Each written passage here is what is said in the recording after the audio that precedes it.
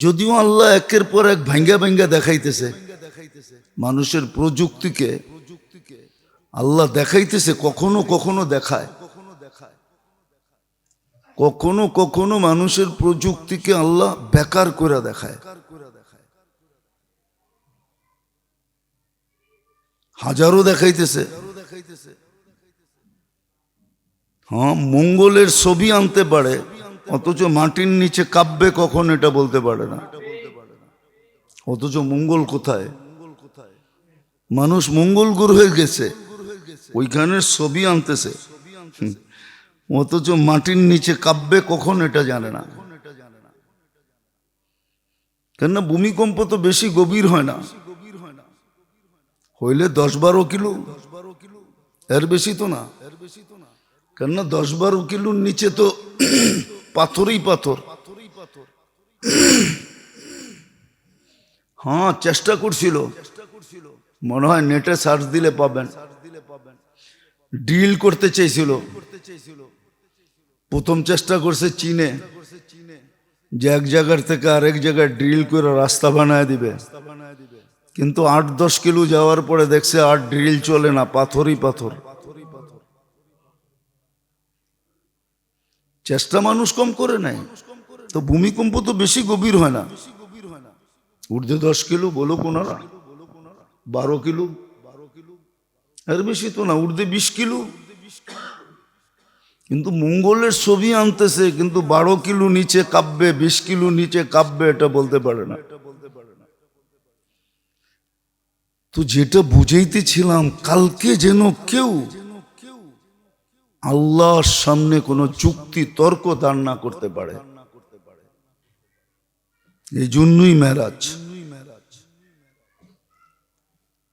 যেন সব কিছু দেখা আইসা বলে, কেননা শোনা কথা নাও মানতে পারে। আর দ্বিতীয় আরেকটাও আছে, তাহলে শ্রেষ্ঠত্বের প্রমাণ হতো না।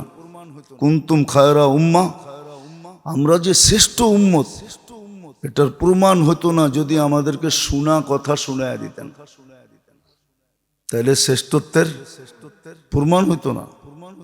আমরা যে সমস্ত উম্মতের ভিতরে শ্রেষ্ঠ, এটার প্রমাণ এটা দ্বারা যে আমরা যা বলতেছি সব চোখে দেখা বলতেছি। আমাদের নবীজি দেখছেন মানে আমরা দেখছি, আমরা দেখছি। তো চোখে দেখা জিনিস আমাদেরকে বলতেছেন, এটা শ্রেষ্ঠত্বেরও একটা প্রমাণ যে এই উম্মত সমস্ত উম্মতের উপরে শ্রেষ্ঠ।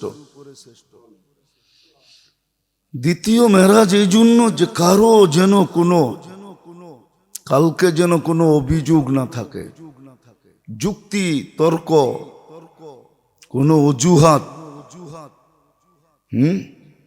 কোনো বাহানা আল্লাহর সামনে যেন পেশ না করতে পারে।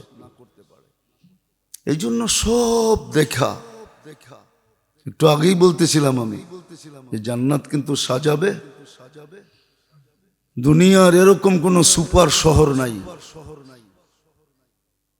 যেটা শুধু সোসাইটি দ্বারা সাজাইছে, এরকম দুনিয়ার কোনো শহর নাই। কিন্তু জান্নাত আল্লাহ সোসাইটি দিয়ে সাজাবে, এক এক ইবাদতের সোসাইটি ভিন্ন ভিন্ন করবে। আর হাদিসে প্রত্যেকটার নাম আছে, হাদিসে প্রত্যেকটার নাম আছে, কোন সোসাইটির কি নাম হবে। আর ছোট একটা এরিয়া করবে না, এই দুনিয়ার থেকে কমসে কম 10 গুণ বড়। এক একটা সোসাইটি কত বড় হবে।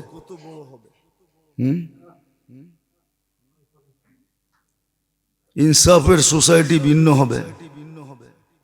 এই জন্য হাদিসে আছে, ফেরদাউসুল আলার ভিতরে একটা সোসাইটি আছে, ইনসাফকারী ছাড়া কেউ ওটার ভিতরে ঢুকতে পারবে না। দরজায় লেখাই আছে, লা ইয়াদখুলুহা ইল্লাল আদিল, ইনসাফকারী ছাড়া কাউকে এখানে প্লট দেওয়া হবে না। ইনসাফকারীরা ওইখানে প্লট পাবে, সোসাইটি পাবে, পুরা সোসাইটি। হাফেজদের সোসাইটি ভিন্ন, আলেমদের সোসাইটি ভিন্ন, তাজেরদের, ন্যায়পরায়ণ তাজের, ব্যবসায়ী, সৎ ব্যবসায়ী সোসাইটি ভিন্ন। আবার এই সব সোসাইটির ভিতরে আবার আরেকটা সোসাইটি থাকবে। যেরকম মন্ত্রীরা মন্ত্রীপাড়ায় থাকে, ঠিক আছে, কিন্তু অবকাশ কাটানোর জন্য ভিন্ন সবার বাগান বাড়ি আছে। দেখেন না, বাড়ি করে, ইদানিং বাড়ি করতেছে, ওনারাই তো বাড়ি করে। রিসোর্ট আছে, বাগান বাড়ি আছে। এরকম সব সোসাইটির ভিতরে এরকম অবকাশের সোসাইটি থাকবে, আলাদা। ওটা সবগুলোর চেয়ে উন্নত হবে। আবার ওইখানে সবাই যাবে না, সে যাবে আর বিশেষ বিশেষ খাদেম, খোদ্দাম, স্ত্রী, হুর, এদেরকে নিয়ে যাবে। তো আল্লাহর রসুল সব দেখা ঈশা বলছেন, যেন কালকে কেউ এই কথা না বলতে পারে, যুক্তি তর্ক দাঁড় না করাইতে পারে, কোনো অজুহাত না দেখাইতে পারে, কোনো অজুহাত না দেখাইতে পারে যে আমি পারি নাই। এই জন্য একটু আগেই বললাম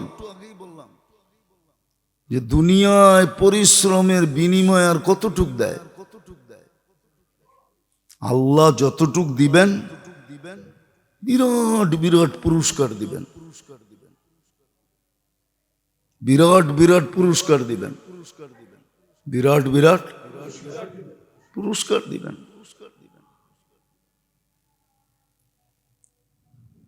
এখন কখনো কখনো এরকম হয় যে পেশাগত কারণে, কর্মগত কারণে, পরিবেশগত কারণে, অবস্থাগত কারণে অনেক কিছু করা সম্ভব হয় না, অনেক কিছু করা সম্ভব হয় না, সম্ভব হয় না।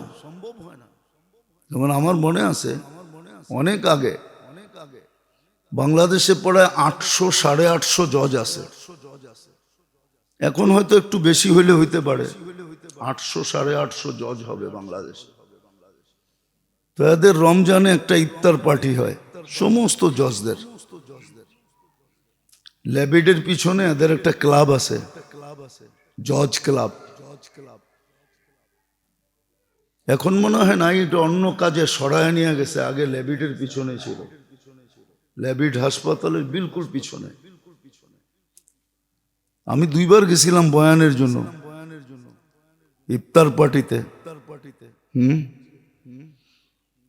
ওই সময় আইন প্রতিমন্ত্রী ছিল কামরুল ইসলাম সাহেব। আসরের পরে আমার বয়ান ছিল। তো আমি বলতেছিলাম, আমি জানি আপনারা আমার মতো জুব্বা সুব্বা পড়তে পারবেন না, কেননা পটটাই এরকম। মহিলাও ছিল, পুরুষও ছিল, কেননা জজ মহিলাও আছে, পুরুষও আছে। তাই আমি বললাম, আপনারা আমার মতো হইতে পারবেন না, এটা আমি বুঝি। হয়তো অন্তত আমি বুঝি যে আমার মতো হওয়া সম্ভব না, কেননা পদের একটা বাধ্যবাধকতা থাকে।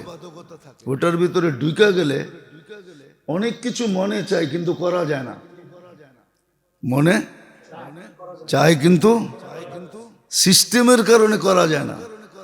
আমাদের সাথে অনেকের কথা হয়, অনেকের কথা হয়, বড় বড় অফিসারদেরও কথা হয়। 2-3 দিন আগেও একটা প্রোগ্রাম ছিল আমার, সেনাবাহিনীর ঊর্ধ্বতম কর্মকর্তার। তো কথা হয়েছে আমার সাথে, হুজুর আমাদের মন চায় কিন্তু পেশাগত বাধ্যবতার কারণে পারতেছি না। আমি বললাম, আপনারা পারবেন না এটা আমি বুঝি, কিন্তু 4টা কাম তো পারবেন। বলছে সেটা কি? আমি বললাম, হককে হক বইলা স্বীকার করা মনে প্রাণে, হককে মনে প্রাণে, হককে হক বইলা স্বীকার করা। আবার স্বীকার করার সাথে সাথে স্বীকার উক্তি দেওয়া, হককে হক বইলা স্বীকার করা। 4টা কাম তো পারবেন, কিন্তু পেশাগত বাধ্যবতার কারণে পারতেছি না। আমি বললাম, আপনারা পারবেন না এটা আমি বুঝি, কিন্তু 4টা কাম তো পারবেন। বলছে সেটা কি? আমি বললাম, হককে হক বইলা স্বীকার করা মনে প্রাণে, হককে হক বইলা স্বীকার করা। আবার স্বীকার করার সাথে সাথে স্বীকার উক্তি দেওয়া, হককে যদি হক বলে স্বীকার করলো, তাহলে ফেরাউন যখন আসিয়া মুসা আলাইহিস সালামকে নিয়ে যখন ফেরাউনের কাছে গেছেন, আর যাওয়ার পরে বলছে কুররাতু আইনিন লি ওয়ালাকা, তোর আর আমার চোখের শীতলতা হবে। বিয়া তো অনেক দিন হলো, তুই তো পুরুষই না, দুনিয়া তো জানে না, একটা বাচ্চাও হয় নাই, এত বড় রাজত্ব কে দেখবে? আল্লাহ মনে হয় এটাই পাঠায়া দিছে, লাইলা পেলা বড় করে চুপে চাপে আমাকে সিল লাগায় ছেড়ে দিব, এটা রাজত্ব চালাবে। তো ফেরাউন বলছিল লাকি লাইসালি, তোর হইলে হইতে পারে, আমার হবে না। আল্লাহ রসুল বলছে লাউ আকাররা লাহাদাহুল্লাহ, ও যদি ওই সময় হায় হা বইলা দিত তো আল্লাহ ওকে হেদায়েত দিয়ে দিত।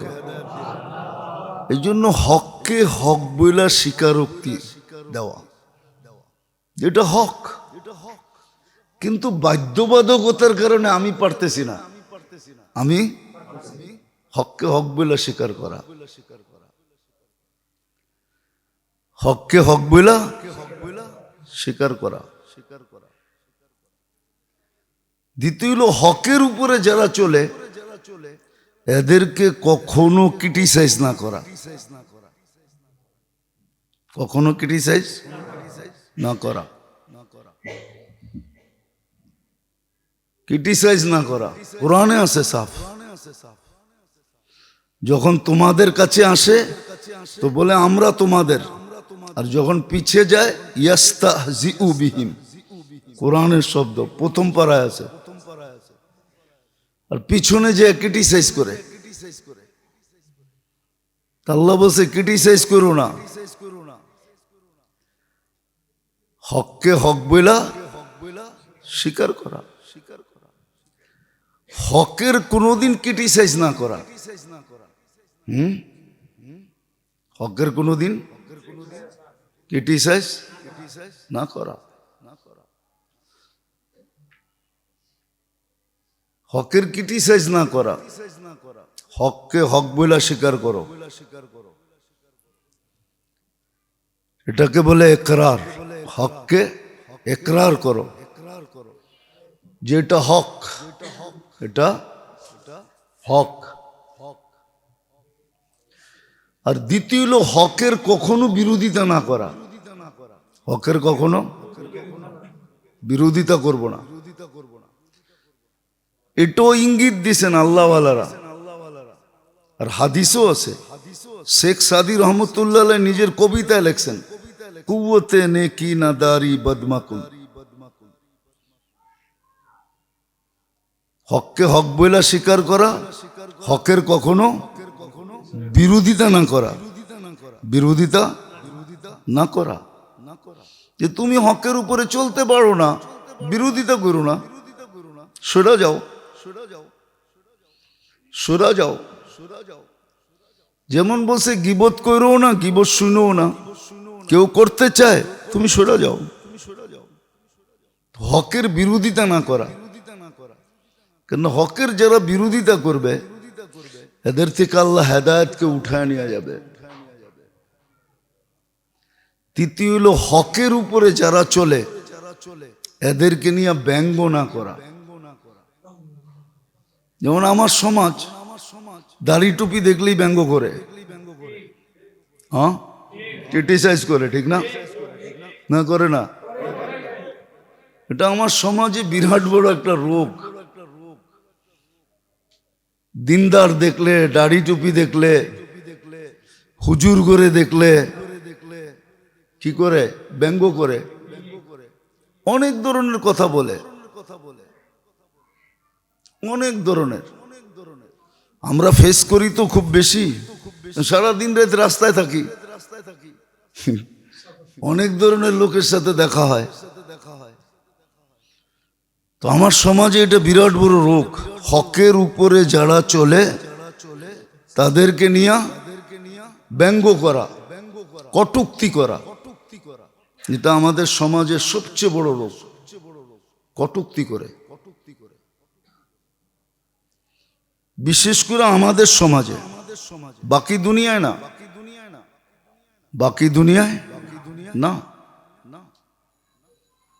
যেমন আমেরিকার মতো দেশ, আমেরিকা একটা কাউন্সিল আছে, শরী কাউন্সিল, ওটার চেয়ারম্যান কিন্তু বাংলাদেশি, মৌলানা মাহমুদুর হাসান সাহেবের ভাইরা। উনি মৌলানা জামাল উদ্দিন সাহেব, উনি হল এটার চেয়ারম্যান। এটা সরকার অনুমোদিত, এবং একটা প্রতিমন্ত্রীর যতটুক মর্যাদা সরকারি ক্ষেত্রে তার এতটুক মর্যাদা।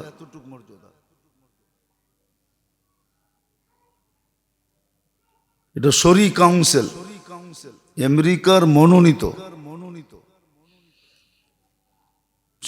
আমেরিকাতে ৬,০০০ মসজিদ আছে রেজিস্টার্ড। প্রত্যেক মসজিদের ইমাম খতিব একজন পাদ্রীর যতটুকু সমমান, একজন ইমাম খতিবের সেম পরিমাণ মান।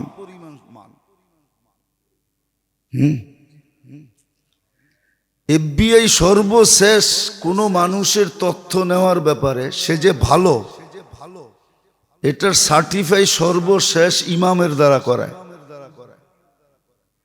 যে ওই ইমাম যদি লেখা দিল যে এই লোকটা ভালো, আপনি খবর নিয়ে দেখেন তো এফবিআই হলো আমেরিকা চালায়। এফবিআই কেননা ট্রাম্পকে ট্রাম্প চালাবে না, এফবিআই চালাবে। এফবিআই হলো আমেরিকার সব ক্ষমতার উৎস, এফবিআই। তো এফবিআই সর্বশেষ সিগনেচার নিবে ইমাম থেকে। ইমাম যদি বলল ভালো ভালো, এতটুকু মান। কিন্তু আমাদের দেশে দেখা যায় বিলকুল উল্টা, বিলকুল। সবচেয়ে বেশি করাপ্টেড হলো ইমামরা জাতির চোখে। কেন দুনিয়া গড়লে বোঝা যায় কি আছে কি নাই। তা আমাদের দেশে আপনি দেখবেন, এখন বললে তো আবার কথা কোন দিকে চলে যায় আল্লাহই জানে। পাকিস্তানের একজন বড় বড় স্কলারকে দেখবেন,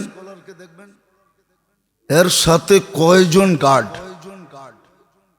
নেটে সার্চ দেন, 12টা 14টা 20টা AK-47 নিয়ে। কিন্তু আমাকে দেশে তো গাড়িতে লাঠি পাইলে জিজ্ঞেস করে লাঠি রাখছেন কেন। অথচ পরশু রাত্রের কথা বলতেছি আমি, মাঝে মাঝে শনি আকরা জ্যাম হয়, জ্যাম। কালকে রাত্রেও দেখছি আমি, কালকে রাত্রেও তো আমি ঢুকছি লাকসামতিকা। যখন আমি ঢাকা ঢুকতেছি তখন 3টা বাজে, যখন ক্রস করতেছি এইখানে আগে ছিল না, এখন খুব বেশি হয়েছে টানা। যারা গাড়ির থেকে মাল টাইনা নেওয়া যায়, তো ওরা প্রাইভেট কার দেখলে দেখে দরজা খোলা কিনা, আইসা দরজায় প্রথমে টান দেয়। ডেলি রাত্রে দেখেন আপনি, কালকে রাত্রে আমি 4 জন পেয়েছি। গত পরশু দিনের আগের দিন আমার গাড়ির দরজায় টান দিছে। দরজা তো লক ছিল। তা আমরা তো লাঠি রাখলেও চার্জ হয়, লাঠি কেন রাখছেন এত বড়? তো যেটা তৃতীয় বলতেছিলাম, যে যারা দিনের হকের উপরে চলে তাদেরকে নিয়ে ব্যঙ্গ না করা, তাদেরকে নিয়ে ব্যঙ্গ না করা। আর চতুর্থ, আমি যে চলতে পারতেছি না বাধ্যবাধকতার কারণে, এটার জন্য ডেলি আল্লাহর কাছে মাপ চাওয়া, ইস্তেগফার। কেননা কোন উম্মতের জন্য কি দিছেন আর না দিছেন, এই উম্মতকে আল্লাহ পার্সোনালি ইস্তেগফার দিছেন। এই জন্য কোরআনে উঠাইলে দেখবেন একটু পর পর আসবে আস্তাগফিরহু, আস্তাগফিরহু, আস্তাগফিরহু, মাপ চাও। আমাকে জজেরা বলতেছিল, হুজুর এটা তো আমগোর জন্য সহজ, এটা তো সহজ। কেন প্রত্যেকটার দলিল আছে, প্রমাণ আছে। কেন পদেরও একটা বাধ্যবাধকতা আছে, দুনিয়ার সামাজিকতারও একটা বাধ্যবাধকতা আছে। বাধ্যবাধকতা আছে। সবাই যে উপেক্ষা করতে পারবে এমন না, সবাই এটাকে অ্যাবাউট করতে পারবে এমন না। তা আল্লাহ এর জন্য সিস্টেম রাখছেন। তো ফলসাফায় মেরাজ এই জন্য ছিল, অনেকগুলো কারণের ভিতরে এটাও কারণ একটা। মেরাজ এক কারণে হয় নাই, অনেকগুলো কারণে হয়েছে। মেরাজ এই জন্য হয়েছে কেননা সমগ্র সৃষ্টিকে আল্লাহ গঠন দিছেন নিজের ইচ্ছা মতো। সমস্ত সৃষ্টিকে আমাদেরকে গঠন দিছেন আল্লাহ নিজের ইচ্ছা মতো। কিন্তু বন্ধুকে গঠনের পুরা ভান্ডার রেখা দিছে সামনে, বসে বন্ধু আপনি চয়েস করবেন, আমরা ফিটিং করব। এই জন্য তো হাসান ইবনে সাবিত রাদিয়াল্লাহু তাআলা আনহু বলতেছেন, খুলিকতা মুবাররাআম মিন কুল্লি আইবিন কাআন্নাকা খুলিকতা কামা তাশাউ। আপনাকে তো ওরকম বানানো হয়েছে যেরকম আপনি চয়েস করছেন। তো মেরাজ এই জন্য যে বন্ধু ফিটিং তো করলাম, চয়েস তো আপনি করলেন, দেখি তো বটে, কিন্তু একটু পাশে আইসা বসেন, দেখি কেমন চয়েস করলেন আর আমি ফিটিং কেমন করলাম। এটাও মেরাজের কারণ, মেরাজের কারণ এটাও।